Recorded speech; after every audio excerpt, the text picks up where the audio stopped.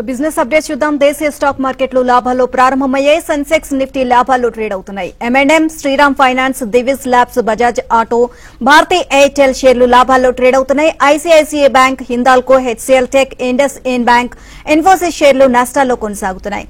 ఇక ఈ రోజు మార్కెట్స్ పై వారి విశ్లేషణ తెలియజేసేందుకు బిజినెస్ అనలిస్ట్ ప్రసాద్ గారు లైవ్ లో సిద్ధంగా ఉన్నారు. Good morning sir. Good morning అమ్మా. సార్, ప్రస్తుతం ఇండియాలో పరిస్థితి చూస్తే జీడీపీ పెరుగుతుంది అనే అంచనాలు ఉన్నాయి. మరి ఆర్థిక ప్రగతి కూడా స్పీడ్ అందుకుంటున్నాయని చెప్తున్నారు. సో ఈ నేపథ్యంలో స్టాక్ మార్కెట్లు కొత్త లెవెల్స్ చేరే అవకాశాలు ఉన్నాయంటారా, లేక ప్రస్తుతం వ్యక్తపరుస్తున్న భయాల ప్రకారం కొద్దిగా కరెక్షన్ తప్పదు అనిపిస్తోందా? అర్థం లేని భయానికి ఎప్పుడు కూడా రీజన్ వెతకడం అనవసరం. అందరికీ భయం ఏంటంటే వాళ్ళ రోజున మార్కెట్ లో బాగా పెరిగిపోయాయి కదా అంటారు. మార్కెట్ లో పెరిగిన మాట వాస్తవం. కానీ దాదాపుగా 3-4 సంవత్సరాలుగా చూస్తే ప్రతి క్వార్టర్ తర్వాత క్వార్టర్ కార్పొరేట్ ఇండియాలో వచ్చిన లాభాలు పెరుగుతున్నాయి. వాళ్ళు ట్యాక్స్లు ఎక్కువ కడుతున్నారు, ప్రభుత్వానికి ట్యాక్స్ కలెక్షన్స్ వస్తున్నాయి, జీఎస్టీ పెరుగుతుంది. అంటే ఆర్థికంగా అసమానతలు ఉండొచ్చు దేశంలో, కానీ ఆర్థికంగా ప్రగతి మాత్రం నిస్సందేహంగా పెరుగుతూ ఉన్నప్పుడు ఆటోమేటిక్ ఏం జరుగుతుంది, ఎక్కడైతే లాభం ఉంటుందో అక్కడ డబ్బులు వెళ్ళక తప్పదు. అందువల్ల ఈక్విటీ మార్కెట్ ఇన్వెస్ట్ చేయడం అనేది గ్యారంటీగా జరుగుతూ వస్తుంది. పైగా ఇక్కడ మనం ఆలోచించాల్సిందంటే చాలా పాజిటివ్ ట్రెండ్స్ జరుగుతూ ఉన్నాయి. ఇప్పుడు మనకి ఎప్పుడూ కూడా ఇండియాలో ఉన్నటువంటి రిటైల్ ఇన్వెస్టర్స్ లో కొద్దిగా భయం రావడానికి కారణం, ఎక్కువ మంది కామెంటరీ చెప్పేవాళ్ళు ఏం చేస్తారంటే మిడ్ క్యాప్ షేర్లు ఇన్ని కూడా చాలా పీక్ లోకి వెళ్ళిపోయినాయి కాబట్టి తగ్గుతాయి అంటారు. అందులో నిజం లేదు అని చెప్పకూడదు. భయపెట్టవలసినంత ఉందా అంటే లేదు. మనం చూడవలసింది ఏంటి, మనం కొనుక్కున్న కంపెనీ కనుక లాభాలు పెరగకుండా విపరీతంగా రేట్లు పెరిగితే అమ్ముకోకుండా కూర్చుంటే భయపడాలి మీరు, తగ్గిపోతే పడిపోతే నష్టం వస్తుంది కదా అని. కానీ తగ్గినప్పుడు కాకుండా అలా లాభాలు పెరిగినప్పుడు కనుక మీరు అనుకున్న అంచనా ప్రైస్ వస్తే అమ్ముకుంటే మీకు క్యాష్ తీసుకుంటారు, వెంటనే ఆ రోజు తక్కువలో ఉన్న షేర్స్ కొనుక్కుంటారు కాబట్టి భయపడవలసిన లేదు. పైగా మనం చూడాల్సింది ఏంటంటే వాళ్ళ రోజున జీడీపీ 7.25% వరకు పెరుగుతుందని చెప్పడం ఒక అంచనా. రెండవది, ఫైనాన్షియల్ యాక్షన్ టాస్క్ ఫోర్స్ అని ప్రపంచవ్యాప్తంగా ఏ కంట్రీలో నుంచైనా ఇంకో కంట్రీలోకి ఇన్వెస్ట్మెంట్ వెళ్ళాలి అంటే అందులో క్లీన్ చిట్ ఉండాలి. అందులో ఇండియాలో ఏం చేశారంటే టెర్రరిజం కి, మనీ లాండరింగ్ కి చాలా కట్టుదిట్టమైన చర్యలు తీసుకున్నారని మంచి గ్రేడ్ ఇవ్వడంతో విదేశాల్లో ఉన్నటువంటి కొద్దిగా కాన్షియస్ ఇన్వెస్టర్లు అందరూ కూడా ఇండియా వైపు చూసే అవకాశం ఉంది. మూడో అంశం మోర్గాన్ స్టాన్లీలో ఉన్నటువంటి ఈక్విటీ మార్కెట్, ఎమర్జింగ్ మార్కెట్స్ లో చూస్తే ప్రపంచంలో ఉన్నటువంటి చైనా మాక్సిమం పెద్ద కంట్రీ అనుకుంటాం, చైనా కన్నా కూడా ఇండియన్ స్టాక్స్ ఈక్విటీలో వాటా పెరిగింది. అంటే ఇహ నుంచి అన్ని రకాల సేఫ్ గా ఉండి గ్రోత్ పదంలో నడుస్తున్నప్పుడు ఇండియాలో ఇన్వెస్ట్ చేయాలి అనుకుంటే ఫారిన్ ఇన్వెస్టర్స్ ఎక్కడ ఇన్వెస్ట్ చేస్తారు, ఏదో ఒక మార్కెట్ చూస్తారు. అంతేగాని మీకు లాగా నాలాగా వచ్చి ఒక్కొక్క కంపెనీ చూసుకుని కొనే అవకాశం ఎక్కువ మందికి అంత సమయం ఉండదు. ఎందుకంటే వాళ్ళకున్న టోటల్ అమౌంట్ లో కొంత అమౌంట్ ఎమర్జింగ్ మార్కెట్ లో పెడితే అందులో కొంత పార్ట్ ఇండియాకి వెయిటేజ్ ఉంది కాబట్టి ఇండియాకి వస్తే ఆ మోర్గాన్ స్టాన్లీలో ఉన్నవి ఏంటి, ఇండియాలో ఉన్న టాప్ కంపెనీస్. అందువల్ల రాబోయే రోజుల్లో మిడ్ క్యాప్ తగ్గడానికి కారణమేమో మన రిటైల్ ఇన్వెస్టర్స్ లో వచ్చిన భయము, కొద్దిగా గొప్ప మంచిగా రేట్లు పెరిగి ఉండటం. కానీ లార్జ్ క్యాప్ మాత్రం పెరక్క దాదాపుగా తప్పనిసరి పరిస్థితి ఉందని చెప్పాలి తప్పితే పడిపోతుందేమని భయపడటం మాత్రం అనవసరంగా రాబోయే అవకాశాలను కోల్పోయినట్టే అవుతుంది. అండ్ సార్, ఎఫ్ఐఐలో ఇన్వెస్ట్ చేస్తే ఈక్విటీ మార్కెట్ లో రేట్లు పెరుగుతాయని అందరూ భావిస్తుంటారు. మరి డెట్ మార్కెట్ లో కనుక ఫారిన్ ఫండ్స్ ప్రవహిస్తే దాని ప్రభావం ఎక్కడ ఉండే అవకాశం ఉంది అంటారు? ఎప్పుడు కూడా ఈక్విటీ మార్కెట్ లో ఏంటంటే ఎఫ్ఐఎస్ కొంటున్నారంటే అది ఏ కంపెనీలు కొంటున్నారో ఏమంటే తెలిసిపోతుంది మనకి. అది బల్క్ డీల్స్ ఏదైనా పడితే కాబట్టి ఆటోమేటిక్ గా కొనుక్కుంటా ఉంటుంది, పెరుగుతూ ఉంటుంది. కానీ మీరు గమనించాల్సిందంటే క్యాష్ ఫ్లోస్ మూలంగా పెరిగే రేట్లు కానీ, భయాల మూలంగా తగ్గే రేట్లు కానీ తాత్కాలికం లేదా కొద్దిగా స్వల్పకాలం, అంటే మాక్సిమం ఒక 1 వీక్ 2 వీక్స్ 1 మంత్ 2 మంత్స్ కన్నా ఎక్కువ ఇంపాక్ట్ ఉండదు. లాంగ్ రన్ లో స్టాక్ మార్కెట్ లో ప్రైసెస్ ని డ్రైవ్ చేసేటువంటి ఫోర్సెస్ ఏమిటి అంటే ఆ కంపెనీలకు ఉండే అవకాశాలు, ఆ కంపెనీలకు ఆల్రెడీ ప్రూవ్ చేసినటువంటి నిరూపణైనటువంటి పెర్ఫార్మెన్స్, అంటే రిజల్ట్స్ బాగుండాలి. లేకపోతే మీరు అడిగినట్టుగా డెట్ మార్కెట్ లోకి వస్తే ఎవరికి లాభం అంటే మనం అంతకు ముందు కూడా చెప్పుకోవడం జరిగింది. డెట్ మార్కెట్ లోకి రావటం అంటే ఈక్విటీలో లాగా 1 సంవత్సరం 6 నెలలు 3 ఏళ్ళు ఉంచుకుందామని రారు. యూజువల్ గా 20-30 years ఉంచుకుంటారు. ఎందుకంటే ఇంట్రెస్ట్ రేట్ తగ్గేటప్పుడు ఇండియాలో పెట్టుకుంటే ఇంట్రెస్ట్ రేట్ ఎక్కువ వస్తుంది, సావరెన్ క్రెడిట్ రేటింగ్ కూడా బాగుంది కాబట్టి పెడతారు. అలా పెట్టినప్పుడు ఖచ్చితంగా మొట్టమొదటి బెనిఫిషియరీ గవర్నమెంట్. ఎందుకంటే డబ్బు రాగానే ఇండియాలోకి వాటికి సరిపడా రూపాయల్లో డబ్బు రిలీజ్ చేస్తారు. దానితో జీడీపీ పెరగడానికి దానికి బోల్డ్ లాభాలు వస్తాయి. ఒక రకంగా అంచనా ప్రకారం చూస్తే 1,00,000 కోట్లు ఇండియాలోకి వస్తే కనీసం 70,000 నుంచి 80,000 కోట్ల వరకు ప్రభుత్వానికి ఆదాయం పెరుగుతుంది. సో మీరు అడిగిన ప్రశ్నకి ఎవరు బెనిఫిషియరీ అంటే గవర్నమెంట్. గవర్నమెంట్ బెనిఫిషియరీ అంటే మనకు స్టాక్ మార్కెట్ లో ఎవరు బెనిఫిషియరీ అవుతారు, పిఎస్యు స్టాక్స్ బెనిఫిట్ అవుతాయి.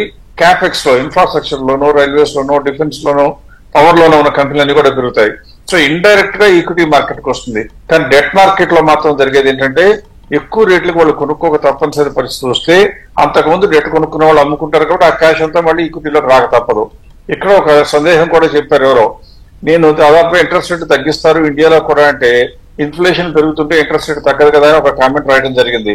దానికి అర్థం చేసుకోవాల్సింది ఏంటంటే విదేశాల నుంచి డబ్బులు ఇండియాలోకి వస్తే ఆ ఇంట్రెస్ట్ రేట్లు కనుక అలాగే హెచ్చు రేట్లో నిలబెడితే జరిగేది ఏంటంటే ఎక్కువ వడ్డీలు కట్టవలసి వస్తుంది. అంటే దేశం మీద ఆర్థిక వ్యవస్థ మీద ఇంట్రెస్ట్ వడ్డీ రేటు పడుతుంది. అదే కనుక వడ్డీ రేట్లు తగ్గిస్తే ఆ డబ్బంతా కూడా ఈక్విటీ మార్కెట్ లేదా ప్రొడక్టివ్ ఇన్వెస్ట్మెంట్స్ లోకి వెళ్ళిపోతుంది. అంటే క్యారీ చేయదు ఇంట్రెస్ట్ కాస్ట్. అందువల్ల ఇంట్రెస్ట్ రేట్ ఇండియాలో తగ్గక తప్పదు, తగ్గితే ఖచ్చితంగా బ్యాంకింగ్ స్టాక్స్ పెరగక తప్పదు. Right sir. సో ఇప్పుడు ఇన్వెస్టర్ల వద్ద నుంచి వచ్చిన కొన్ని ప్రశ్నలు అలాగే కామెంట్లను పరిశీలిద్దాం సార్. సో వసంత కుమారి గారు అడుగుతున్నారు బెంగళూరు నుంచి, ఎల్ఎన్టీ మీద మీ అభిప్రాయం ఏంటి అని చెప్పేసి వారు అడుగుతున్నారు. సో ఏం చెప్తారు సార్? లార్సన్ టౌబ్రో అంటే మనందరికీ తెలుసు, ఇంజనీరింగ్ లో అగ్రగామి సంస్థ. ఎవరము ఏనాడు కూడా దాని గురించి ఒక్క నిమిషం కూడా ఆలోచించుకోకర్లేదు. ఇప్పుడు నేను ఒకసారి స్క్రీన్ షేర్ చేసి ఆమెకే చెప్పడానికి ప్రయత్నిస్తాను. ఏ కంపెనీకైనా ఎప్పుడూ చెప్తా ఉంటాను నేను, కంపెనీ రేటు పెరిగినంత మాత్రాన మంచి కంపెనీ కాబట్టి కొనుక్కోవడం అనేది తెలివి తక్కువ పని. రెండు అంశాలు చూడాలి. ప్రస్తుతం ఉన్న రేట్లో సరసమైన ధరలో ఉందా లేదా చూడాలి. ముందు మంచి కంపెనీనా కాదా చూడాలి. ఎల్ఎన్టీ గురించి కంపెనీ గురించి ఇబ్బంది ఏం లేదు మామూలుగా అయితే.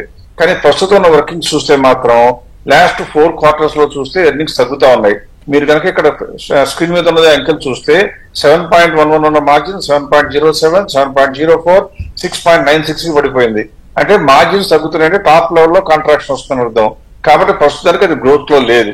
అందువల్ల మీరు మంచిదని అడిగే కన్నా కొనుక్కోవచ్చా లేదా అంటే గ్రోత్ లో లేదు కాబట్టి ఇప్పుడు కొనుక్కోవక్కర్లా.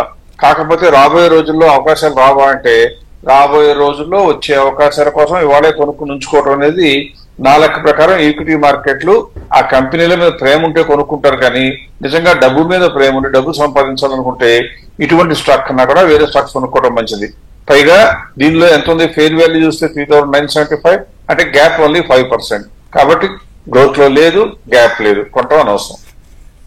Right sir. ఇన్వెస్టర్ల నుంచి మరో ప్రశ్న సార్. అశోక్ సాహు గారు అలాగే వంశీకృష్ణ గారు, రవీంద్ర కుమార్ గారు మరియు నవీన్ కుమార్లు వీళ్ళందరూ కూడా ఒకటే ప్రశ్న అడుగుతున్నారు. జేఎన్కే బ్యాంక్ గురించి మీ అభిప్రాయం ఏంటి అని చెప్పేసి మీ ఒపీనియన్ అడుగుతున్నారు సార్. ఇందులో ఒక కన్ఫ్యూజన్ ఉండడానికి కారణం కొంతవరకు నేను, ఎందుకంటే ఈ కంపెనీ మనం అంతకుముందు కొనుక్కోమని చెప్పే మాట కరెక్ట్. కాబట్టి మీరందరూ ప్రతి వ్యూయర్ కూడా ఖచ్చితంగా గమనించవలసింది, క్వార్టర్లీ రిజల్ట్స్ వచ్చిన ప్రతిసారి రివ్యూ జరుగుతుంది.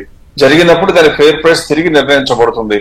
అలా నిర్ణయించబడినప్పుడు ఆ ఫెయిర్ ప్రైస్ కన్నా మార్కెట్ ప్రైస్ దగ్గరలో కనుక ఉన్నట్లయితే అందరినీ అమ్ముకోమని చెప్పడం కూడా జరుగుతుంది. ఒక ప్రోడక్ట్ లో, మాకు ఉన్నటువంటి కంపెనీలో ఒక ప్రోడక్ట్ లో అలా అమ్మమని చెప్పడం జరుగుతుంది. ఇప్పుడు నేను ఏం చేస్తానంటే మీకు ఒకసారి జేఎన్కే బ్యాంక్ కూడా చూపిస్తాను.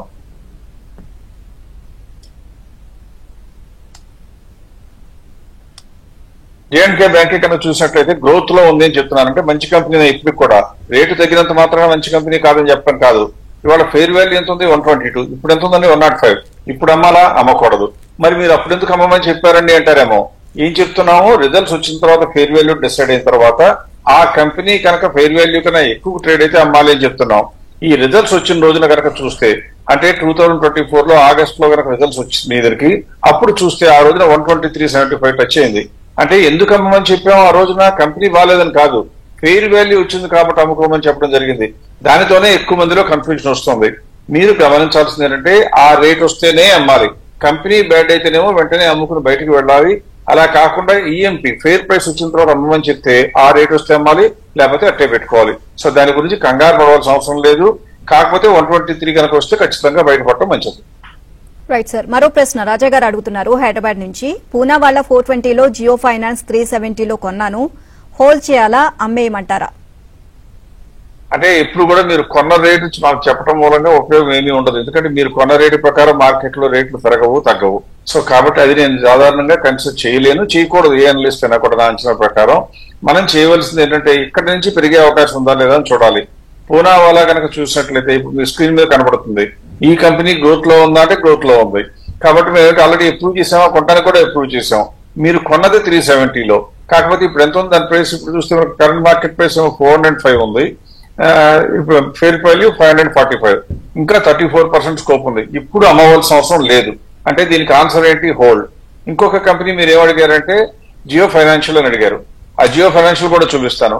జియో ఫైనాన్షియల్ కనుక చూసినట్లయితే ఆ కంపెనీ యొక్క ప్రైస్ ఏమో 353, ఫెయిర్ ప్రైస్ ఏమో 371. గ్రోత్ లో ఉందా అంటే లేదు. అంటే ఎందుకు లేదు అంటే అంతకు ముందు కన్నా మార్జిన్ తగ్గాయి. పైగా ఇప్పుడు కాంపిటీషన్ లో వాళ్ళకి విపరీతంగా రిలయన్స్ పెంచుకోవడానికి యూనిక్ ప్రొడక్ట్ లేదు. అందువల్ల 5% స్కోప్ ఉన్నది కాబట్టి ఈ కంపెనీ గ్రోత్ లో కూడా లేదు కాబట్టి అందులో నుంచి బయటపడటం పునావాలా ఉంచుకోవటం మీరు చేస్తే మంచిదని నా అభిప్రాయం. Right sir, next question Bhargavi Srinivas గారు అడుగుతున్నారు వైజాగ్ నుంచి. బిహెచ్ఎల్ గురించి దాని ఫేర్ ప్రైస్ గురించి చెప్పమని చెప్పేసి అడుగుతున్నారు సార్.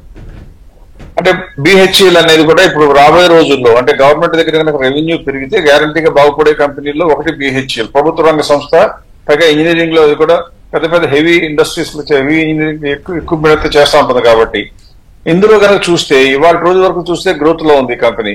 కాబట్టి మీ దగ్గర ఉంటే ఉంచుకోవాలి. ఒకవేళ లేకపోతే కొనాలి అంటే కూడా నేను ఎప్పుడు ఏం చెప్తా ఉంటాను, ఏ కంపెనీ అయినా కనీసం ఫెయిర్ ప్రైస్ కన్నా 30% తక్కువలో ఉంటే కొనుక్కుంటే మనకి కొద్దిగా కుదుటుగా ఉంటాం. ఒకవేళ మార్కెట్ లో పడినా పెద్దగా కంగారు పడడం అవసరం లేదు. ఈ కంపెనీలో చూస్తే 308 ఏమో ఫెయిర్ ప్రైస్ ఉంది, 266 ఏమో మార్కెట్ ప్రైస్ ఉంది. అంటే 15.92% స్కోప్ ఉంది. కాబట్టి ఇప్పుడు కొనాలా అంటే కొనకూడదు. ఉంటే కనుక ఉంచుకోవాలంటే ఉంచుకోవచ్చు, కానీ లేకపోతే మాత్రం కొనడానికి అనువుగా లేదు అని చెప్పక తప్పదు. Right sir. సార్ మీరు మ్యూచువల్ ఫండ్స్ విషయంలో చెప్పేటువంటి అంటే టాప్ మ్యూచువల్ ఫండ్స్ లో ఎక్కువగా మిడ్ క్యాప్ మరియు స్మాల్ క్యాప్స్ ఉంటున్నాయి. సో వాటిలో ఎక్కువగా వాటిని ఉంటుంది రిస్కీ అని చెప్తూ ఉంటారు. మరి అయినా కూడా మీ వాదాన్ని మీరు సమర్థిస్తారంటారా? ఎప్పుడు వాదన అనే కన్నా వాస్తవాన్ని సమర్థించక తప్పదు. వాదన అంటే అర్థం ఏంటంటే నా అభిప్రాయం ఇది, నా అంచనా ఇది అని చెప్పినప్పుడు అంచనా కంటే మీ ఇష్టం వచ్చిన అంచనా మీది, నా ఇష్టం వచ్చిన అంచనా నాది. నా అంచనా కేవలం సహేతుకంగా నెంబర్ల ఆధారంగా ఉంటుంది. పైగా పర్టికులర్ గా మీరు చెప్పినటువంటి స్మాల్ క్యాప్ మిడ్ క్యాప్ చెప్తూ ఉంటారంటే మీరు 6 నెలల క్రితమో 8 నెలల క్రితమో వీడియో చూస్తే నేను చెప్పలేను. కానీ ఈ సమయంలో స్మాల్ క్యాప్ మిడ్ క్యాప్ కన్నా కూడా వేరే కంపెనీలు రావడం జరిగింది. అందువల్ల మొట్టమొదటి మీరు అనుకున్న అబ్జర్వేషన్ ఎప్పుడు స్మాల్ క్యాప్ మిడ్ క్యాప్ అనే వాదన తప్పు. Mid cap small cap performance బాగుంటే కన్సిస్టెన్సీ కనపడుతుంటే ఆటోమేటిక్ గా టాప్ ర్యాంక్ లోకి వస్తేనే చెప్పడం జరుగుతుంది. ఇప్పుడు ఒక్కసారి నేను ఏం చేస్తానంటే ఇవాళ రోజున అంటే 2023 మనం కనుక చూసినట్లయితే ఈయన అడిగింది బహుశా పాత డేటా చూసి అడుగుంటారు. 2023లో కనుక చూసినట్లయితే మనం HDFC small cap mutual fund అని చెప్పాము, తర్వాత Franklin India small cap, JM value అని 3 టాప్ ఫండ్స్ అని చెప్పడం జరిగింది. మరి ఇవాళ రోజున ఏమున్నాయో కూడా చూస్తే అసలు ఇప్పుడు నేను చెప్తున్నానో లేదో మీకు తెలుస్తుంది. ఇవాళ రోజున ఏమున్నాయండి మన టాప్ ర్యాంకుల్లో SBI PSU fund, Franklin India opportunities fund, Motilal Oswal mid cap. So small cap నాకు ఫేవర్ ఏం లేదు. ఏ కంపెనీను ఏ మ్యూచువల్ ఫండ్ స్కీమ్ కాదు. ఇన్వెస్టర్లకి మన చేసిన అనాలిసిస్ ప్రకారం డబ్బు వచ్చే అవకాశం ఉందనుకుంటే చెప్పడం జరుగుతుంది. అందులో కూడా అవి టాప్ 10 ర్యాంకుల నుంచి కనుక పడిపోతే అమివేయమని కూడా చెప్పడం జరుగుతుంది. ఏ సాధనం ఈక్విటీలైనా మ్యూచువల్ ఫండ్లైనా మీకు ఉపయోగపడాలి, కానీ మీరు డబ్బు అందులో పెట్టి గుడ్డిగా దానికి ఉపయోగపడేట్టుగా చేస్తే మీకు లాంగ్ టర్మ్ లో లాభాలు వచ్చే అవకాశం తక్కువ ఉంటుంది. సో మ్యూచువల్ ఫండ్స్ లో ఇన్వెస్ట్మెంట్ గురించి మనం పర్టికులర్ గా మన ఏబిఎన్ లోనే మనీ మంత్ వల్ల కూడా డిస్కస్ చేయడం జరిగింది. అది కనుక ప్రోగ్రామ్ ఒకసారి మీరు అందరూ చూడగలిగితే మ్యూచువల్ ఫండ్స్ పైన కొద్దిగా గొప్ప కనువిప్పు వస్తుంది. అందులో కూడా మెరుగైన లాభాలు సంపాదించిన లాగా మీకు తెలిసే అవకాశం ఉంటుంది. Right, thank you sir. ఈ రోజు మార్కెట్స్ పై మీ విశ్లేషణ తెలియజేసినందుకు. కివీ business updates. Keep watching ABN.